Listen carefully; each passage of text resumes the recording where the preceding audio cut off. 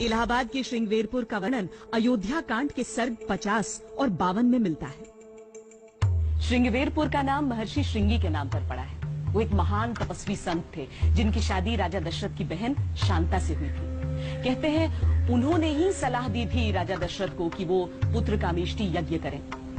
जब श्री राम वनवास पर निकले तो वो श्रृंगवेरपुर पहुंचे महर्षि श्रृंगी और बुआ शांता का आशीर्वाद लेने के लिए। श्रृंगवेरपुर केवटी की राजधानी थी।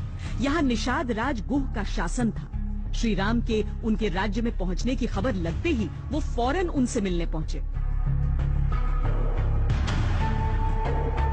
डॉक्टर राम अवतार ने 40 साल तक उस मार्ग पर शोध किया जिस पर श्री राम चले थे। इस आधार पर बेहतरीन भौगोलिक सबूत हमारे सामने है।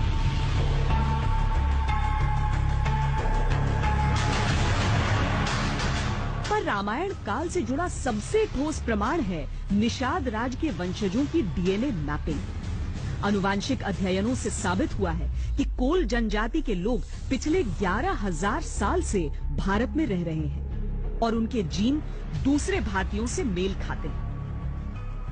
कोल, भील इत्यादि जिन जनजातियों की आदिवासियों की चर्चा है वे उन क्षेत्रों में आज भी उसी प्रकार से पाए जाते हैं। बहुत दिनों तक धारणा बनी रही कि भारत में विदेशों से लोग आए और विभिन्न नस्लों के लोग आए, इसलिए भारत में तरह तरह के नस्ल के लोग नजर आते हैं। लेकिन बाद के वैज्ञानिकों ने जब यह शोध करना शुरू किया तो उनको यह पता चला कि नहीं, भारत से निकलकर लोग बाहर गए।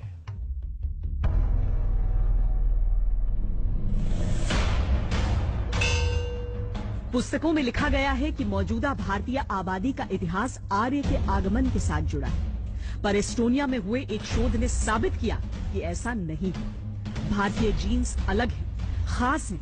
कोल जनजाति की आनुवांशिक निरंतरता यानी जेनेटिक कंटिन्यूटी तो 11,000 साल से कायम है।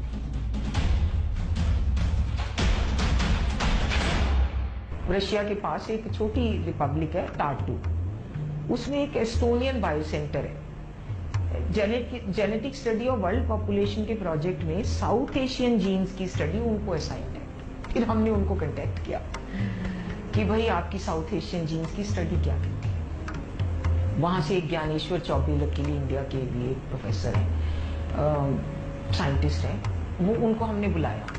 जब उन्होंने लेक्चर दिया हम तो बड़े हैरान हुए। उन्होंने सब कुछ यही कहा कि और बड़े डिटेल में दिया कि कैसे 55,000 से वही जीन्स हैं, कैसे यहाँ के ट्राइबल्स के, ब्राह्मण के, क्षत्रिय के, दलित के, द्रविडियन के एक ही जीन है। कोल जनजाति के लोग अब इलाहाबाद के अलावा मिर्जापुर, वाराणसी और बांदा में बसते हैं। कोल, गोंड और भील जनजातियों पर हुआ शोध उनकी वंशावली को सीधे रामायण काल से जोड़ता है। करीब करीब उसी काल में एक खास तरह का डीएनए J2B, संघमित्रा सेन गुप्ता का रिसर्च है कि J2B उसी काल में उसी क्षेत्र से बढ़ना शुरू हुआ और अनेक देशों तक वो गया। तो निश्चित रूप से हम कह सकते हैं कि भगवान राम का काल यानी कि 5000 BC का काल एक काफी सक्रिय काल था, आर्थिक दृष्टि से विकास का काल था। तभी कोई जीन वहां से निकलकर और दूसरी जगहों में फैला।